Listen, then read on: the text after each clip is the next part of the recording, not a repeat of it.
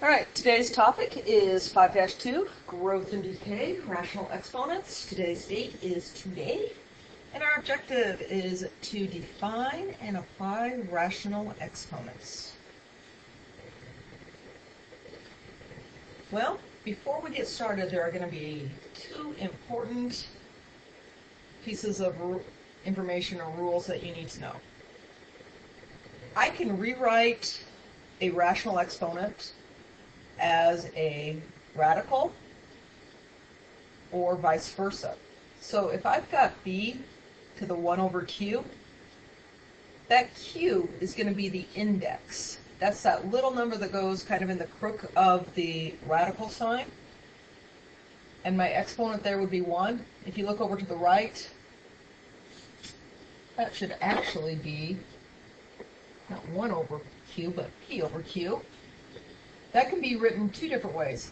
My denominator q is still the index. That p is my exponent. It can be kind of in the inside with the b or on the outside of the parentheses. It doesn't matter. Depending on the problem, sometimes one way is easier to solve than the other. So let's go ahead and simplify a few of these. The first one I have is 16 to the 1/4. Well, that's just going to be the 4th root of 16. You have to remember, what does a 4th root mean? A 4th root means that you need to multiply it 4 times. So if I do a factor tree, you have to have a group of 4. So here, 2 times 8, 2 times 4, 2 times 2. There's my group of 4, but out of a group, only one is ever going to make it. So the answer there is 2. On the next one, it's pretty much the same problem. However, instead of a positive exponent, I've got a negative exponent. So I'm going to think of that as 1 over, we'll do that in 2 steps, 16 to the 1/4. Well, I've already figured out what 16 to the 1/4 is. It's 2. So 1 over 2.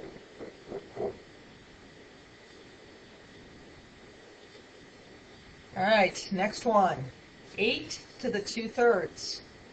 So what that means is I'm taking the cube root of 8 squared.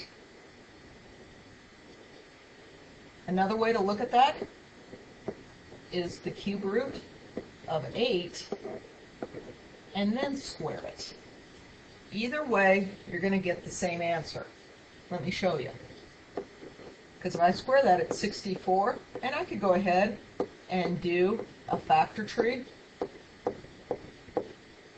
and they need to be in groups of 3, and 1 is ever going to make it out. So there, the answer is 4. The cube root of 8 is 2, which 2, and then I still have that square there, is going to give me 4 as well. So it doesn't matter. Either way, you're going to get the right answer. If I had 8 to the negative 2/3, it's really kind of the same problem. It's just going to be 1 over 8 to the 2/3. Well, we just figured out what 8 to the 2/3 is. It's 4, so it's 1 over 4.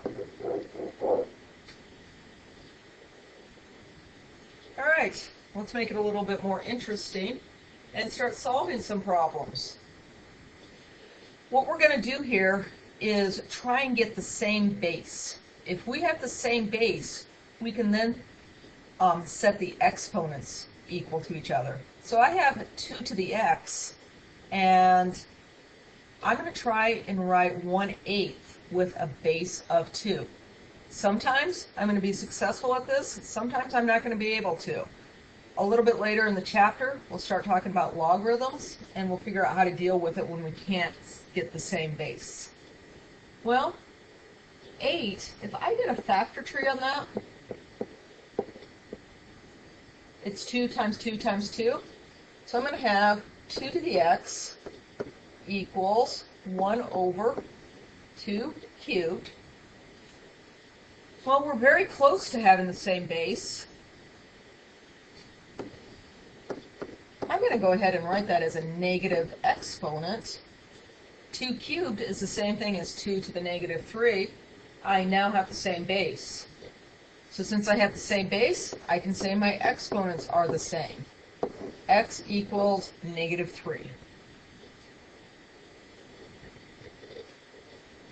All right, and this one I've got 9 times x plus 1, not times x plus 1, 9 to the x plus 1 equals the square root of 27.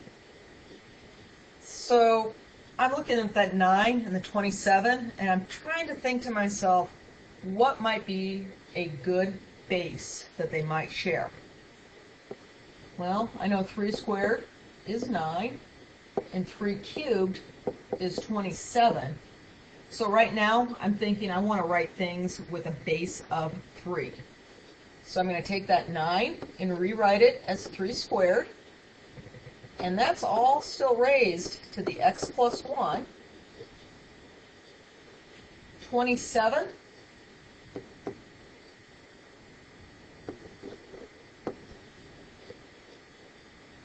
that should be 3.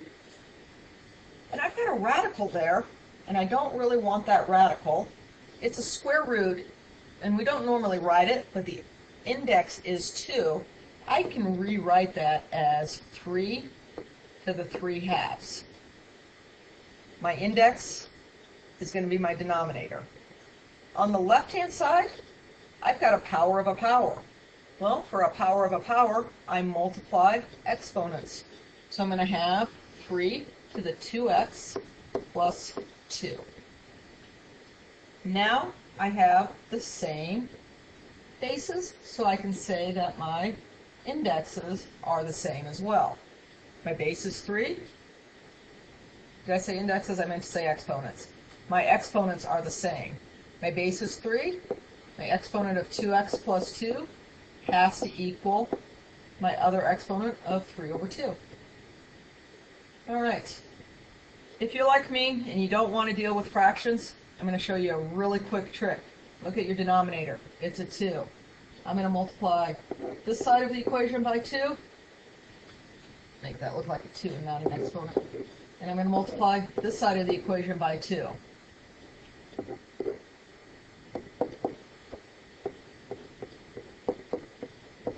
Voila, there are no fractions. If fractions don't bother you, don't bother doing this step. Let's go ahead and subtract 1. I'm sorry, I'm getting ahead of myself. Subtract 4. You get negative 1. Divide by 4. X is going to equal negative 1/4.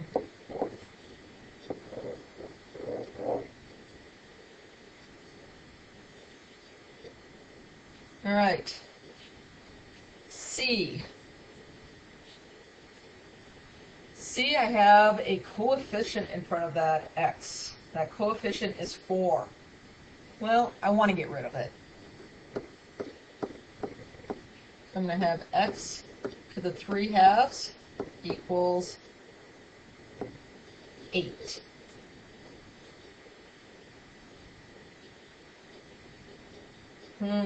This is a tough one. So what I want to do is get rid of that 3 halves. So I'm going to have to kind of think back into my memory banks. How can I get rid of that 3 halves? Well, I know with a power of a power, I can multiply. And I know that if I multiply reciprocals, they cancel out. The reciprocal of 3 halves is 2/3.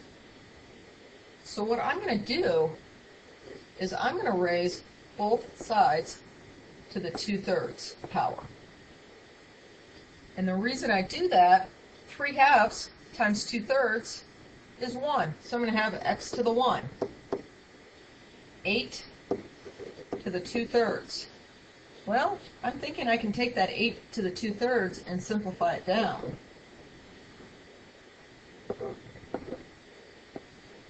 That's going to be 2 squared, which is 4. So x is 4.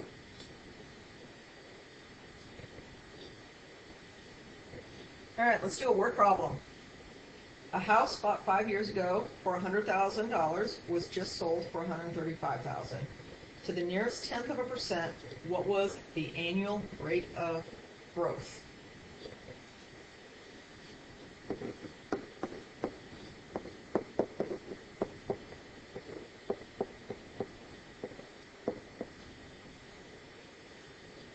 So let's go ahead and plug in what we know. Well, we know the ending amount was 135,000. My starting amount was 100,000. I'm looking for that rate, and the time was 5 years ago. I'm going to start by dividing both sides by 100,000.